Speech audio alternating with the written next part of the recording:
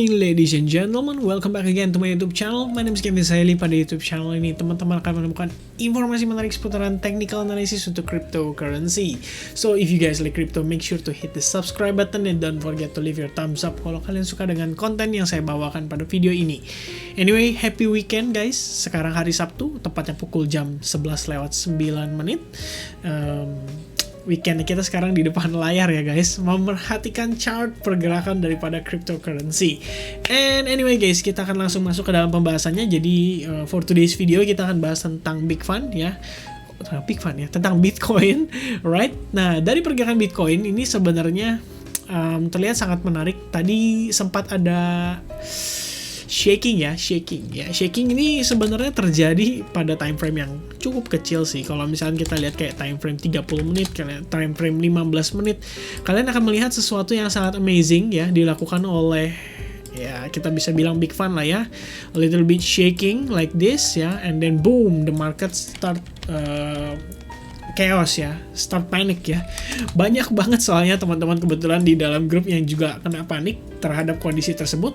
Padahal di video kemarin kita udah sempat bahas ya guys, bahwa market Bitcoin pasca dia break, saya sudah sempat mention kita mungkin akan membentuk semacam kayak either itu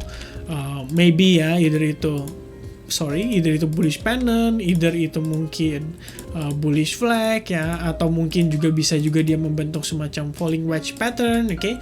Dan ya itu wajar gitu loh, itu namanya pergerakan koreksi atau corrective move daripada suatu pergerakan. Jadi contohnya aja seperti ini misalkan ya, waktu kita pertama kali break di sini, sebenarnya kita kan sempat ngebentuk yang namanya falling wedge pattern ya, kurang lebih seperti ini. Pasca dia break, lalu kita membentuk yang namanya si descending broadening wedge pattern, dan sesuai dengan target descending broadening wedge pattern, which is ini ya, sesuai dengan target descending broadening wedge pattern, biasanya market itu bisa bergerak sejauh-jauhnya setinggi daripada tinggi daripada si pattern itu ya. Dan setelah kita melakukan pengukuran ya, kurang lebih target yang bisa dicapai itu adalah di kisaran area $50.609. Dan kemarin juga kalau nggak salah saya sempat mention yang menggunakan Fibonacci eksternal. Nah, itu kita bisa dapatkan di kisaran area kurang lebih $50.988. Jadi kalau misalnya kita kasih kotak seperti ini adalah possibility target yang akan dicapai oleh si Bitcoin, dan itu berarti di antara kisaran area 50.600 hingga 50.800 tentunya. Dan kondisi saat ini sebenarnya so far masih sesuai dengan proyeksi kita guys ya. Proyeksi kita adalah market itu memang melakukan pergerakan korektif ya. Either itu dia bullish falling wedge, either itu dia bullish flag, either itu dia apapun itu, intinya ini adalah proses korektifnya dia ya. Jadi bisa dibilang mungkin pada saat kondisi ini secara nggak langsung big fund itu sedang membuild liquidity atau membuild order, di mana setiap kali ada retail yang melakukan penjualan, big fund itu take over ya.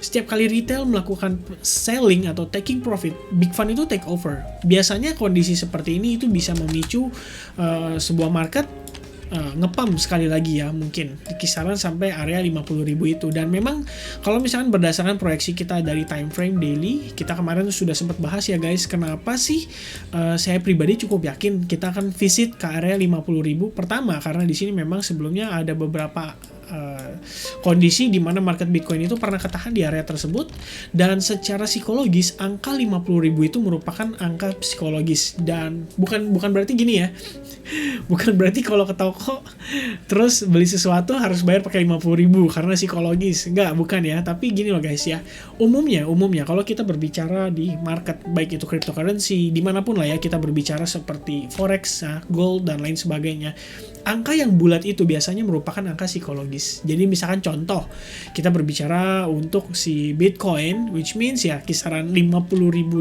itu angka psikologis, $40.000 kemarin angka psikologis, $30.000 untuk area support terakhir itu juga psikologis. Kalian bisa lihat ya, ini 30.000 tuh ya psikologis, ini 40.000, nah psikologis, oke. Jadi kayak ketahan, terus ketahan di kisaran area itu ya. 30.000 ketahan, dan juga ketahan.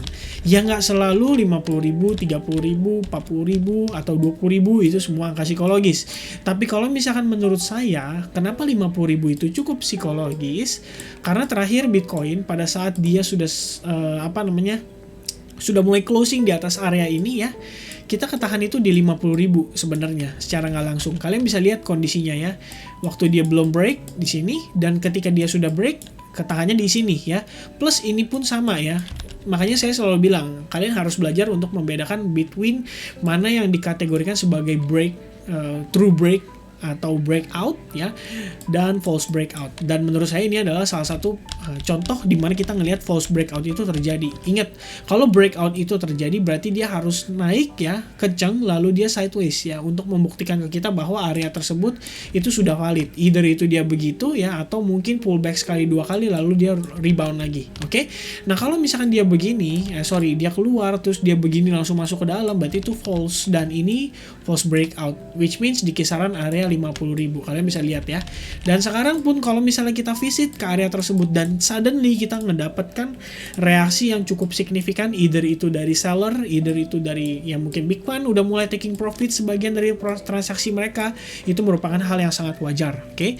Jadi teman-teman boleh antisipasi di kisaran area tersebut, terutama buat teman-teman yang lagi ada entry position ya, untuk trading baik itu di futures, leverage, atau mungkin di spot, mungkin bisa di-consider untuk taking profit sebagian. Oke? Jadi make sure aja supaya kondisi di sini kita punya profit itu nggak sia-sia, nggak kegerus gitu loh. Sehingga kalau misalnya nanti memang saatnya tiba ketika market itu berbalik arah menjadi corrective wave ya, terutama di time frame daily seperti yang kita sudah bahas, dan ini merupakan suatu hal yang wajar. Balik lagi untuk Elliott Wave Theory, setiap kali kita penguatan 1, 2, 3, 4, 5 atau impulsive move itu selalu diiringi dengan istilah corrective wave setelahnya gitu ya. Dan corrective wave-nya kalau misalkan mengikuti Elliott Wave Theory, which means itu terdiri dari ABC correction, yang manakala untuk time frame daily berarti kita berbicara ABC correction mungkin akan seperti ini guys ya prosesnya. Either itu nanti ketahan di sini sebelum nanti kita melanjutkan impulsive move-nya lagi, dan kurang lebih seperti itu.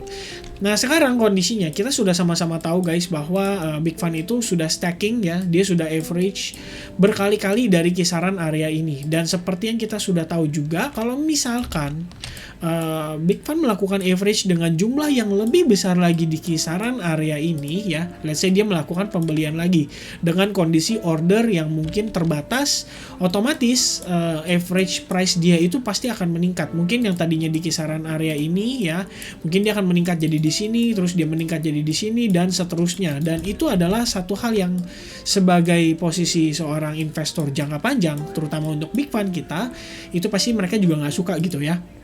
Dalam arti, semakin tinggi harganya, maka transaksi yang dilakukan oleh mereka itu semakin lama pasti akan semakin mengecil. Supaya mereka jaga average price-nya mereka tetap rendah gitu ya.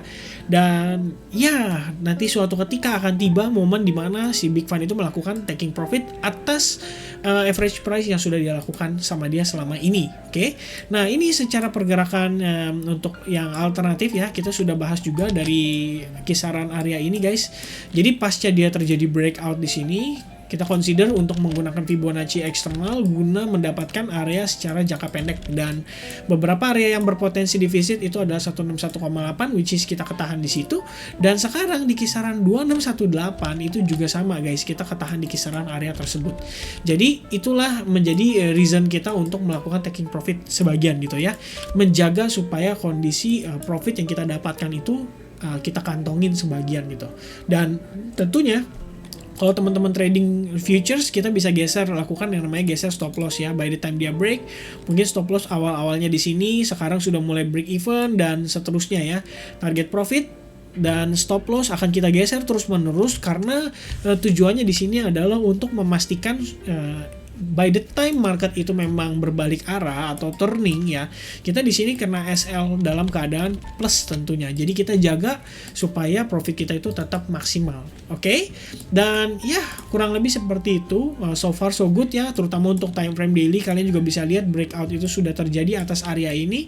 Kita sekarang lagi visit di area 61,8 dan mungkin kita akan masih terbawa sampai di kisaran area 50.486 $. Even though this is weekend, I think it's possible karena kita juga ngelihat marketnya sangat mendukung ya. Even though di sini kita ngelihat ya dia membentuk semacam ascending broadening wedge ya. Ascending broadening wedge. Dan ini sebenarnya ya satu pertanda kurang baik ya. Kalau misalkan market terbentuk ascending broadening wedge, ya dia bisa breaknya seperti ini. Tapi most of the time kalau misalkan dia terbentuknya ascending broadening wedge, umumnya itu adalah reversal atau penurunan. Tuh ya, kalian bisa cek semua, bisa search di Google. Dan ini adalah satu hal yang kita perlu antisipasi, terutama untuk time frame daily. Karena anytime kita possible aja ngelihat si market itu akhirnya terjadi yang namanya koreksi ya. Kalian bisa lihat di sini ini clear banget loh ngebentuk yang namanya ascending broadening wedge ya. Let's say kalau misalnya dia break kayak gini sih bakal bagus banget, tapi saya rasa akan agak sulit ya karena big fund itu nggak mungkin beli di harga-harga mahal lah istilahnya. Dia pasti akan melakukan akumulasi itu udah dari bawah. Dan ya kalau kecuali di sini dikonsider harganya masih murah. Oke? Nah, so itu aja paling update saya seputaran Bitcoin. Hopefully apa yang saya bagikan di sini bisa membantu teman-teman terutama dalam proses transaksi dan juga lebih tepatnya dalam proses analisis ya, supaya kiranya apa yang saya bagikan ini bisa melengkapi analisa dari teman-teman masing-masing. Remember to always do your own research karena apa yang saya bagikan di sini bisa jadi berbeda pendapat dari teman-teman semua ya. So do be careful untuk transaksinya. Kita memasuki weekend, semoga teman-teman memiliki weekend yang menyenangkan. And God bless everyone. See you again on the next update. Thank you very much. Cheers.